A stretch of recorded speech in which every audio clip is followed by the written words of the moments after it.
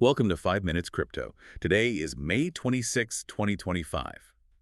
Okay, let's dive straight in because, wow, what a night. We're talking $500 million just gone from the crypto market. Vanished. It was pretty sharp, pretty fast. And the interesting thing, looking through the sources, is what seemed to, kick it all off. Not what you might expect. Totally. So before we really unpack everything from the sources today, quick question for you listening. According to the reports we've seen, what specific event is being cited as the trigger for over $500 million in crypto liquidations just in the last day? Stick around, we'll give you the answer at the end. Right. So our goal here, like always, is to sift through the noise, find the really crucial bits of news, maybe some surprising facts from the past 24 hours, basically getting you up to speed fast. But yeah, front and center today is definitely that market turbulence. Bitcoin took a pretty big hit, fell from over $111,000 down to near $108,000 almost instantly. And that sharp drop, that's what triggered this huge wave of liquidation. Maybe quickly explain liquidations for anyone who's not sure. Sure. So think of it like forced selling. Traders often use leverage, right? Borrowing money to make bigger bets. If the price suddenly crashes past a certain point against their bet, the exchange just automatically sells their position to cover the debt. It stops bigger losses, but, well, it adds fuel to the fire when prices are falling fast. Creates a kind of domino effect. Got it. And the cause this time, the sources seem pretty clear, pinning it on President Trump's announcement. Something about potentially proposing new tariffs on EU imports and iPhones specifically. Yeah, that's what the reports are saying. It seems kind of wild that, international trade talk could whack crypto so hard, but... But here we are.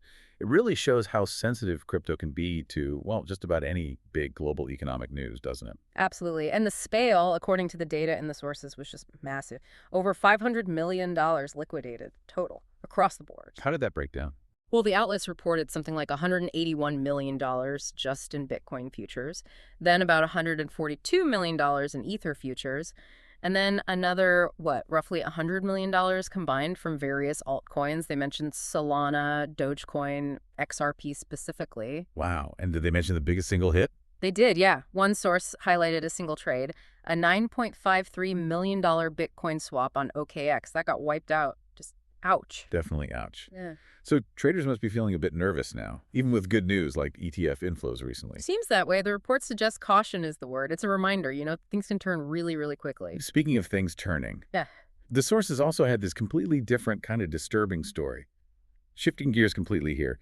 A crypto investor charged with kidnapping another investor in New York. Yeah, pretty shocking. The reports we saw named John Wolt and an accomplice arrested. Apparently, the victim, an Italian investor, actually managed to escape from an apartment down in Soho. Escaped. Wow. And the police. According to the reports, when police got there, they found evidence of abuse and also a firearm. And the connection to crypto. What was the alleged motive?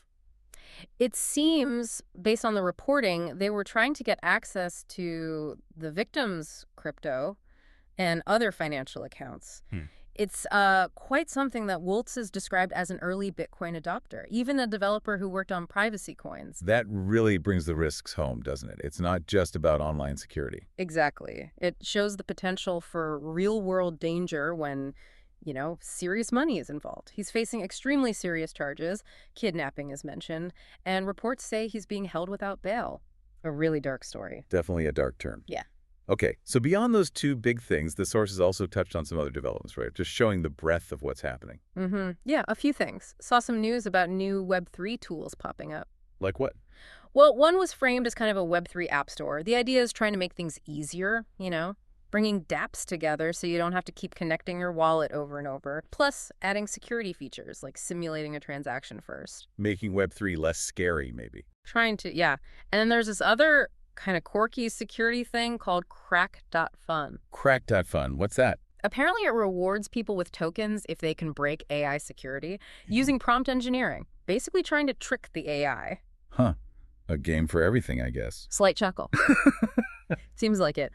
We also saw bits in the sources about Web3 social graphs, some guides on yield tokens like Pendle, and even one piece drawing parallels between leverage in ancient Rome and crypto today. little bit of history. And some people news, too, quickly. Oh, right. Polygon co-founder Mihailo Bielich is leaving. The last sitting CFTC commissioner, Kristen N. Johnson, is also departing. And Michael Saylor, hinting he's ready to buy this dip. No surprises there. And one more legal update. Yes, the Mango Markets exploiter. His fraud conviction was apparently overturned. The source mentioned it was a venue issue, arguing the case didn't really belong in the New York court where it was tried. Phew. Okay, so look at that range. Huge market swings from global politics, serious crime, new tech trying to make things smoother, quirky AI games, people moving around. It just hammers home how incredibly fast and, well, varied this whole crypto space is that you're trying to keep up with. Sometimes feels like you blink and miss something huge. You definitely need to keep your eyes open. Lots of different angles. For sure. Okay, let's bring it back. Our quiz question from the start. What specific global event did our sources say triggered that $500 million plus liquidation wave in the last 24 hours? And just before we give the answer, if you found this helpful, please do rate, like, and subscribe wherever you're listening. It's free and helps us a lot. Also, feel free to join our Discord community. All right, the answer you've been waiting for. According to the sources we reviewed, it was President Trump's announcement about potentially proposing tariffs on EU imports and iPhones. Wild, right? And maybe a final thought to leave you with.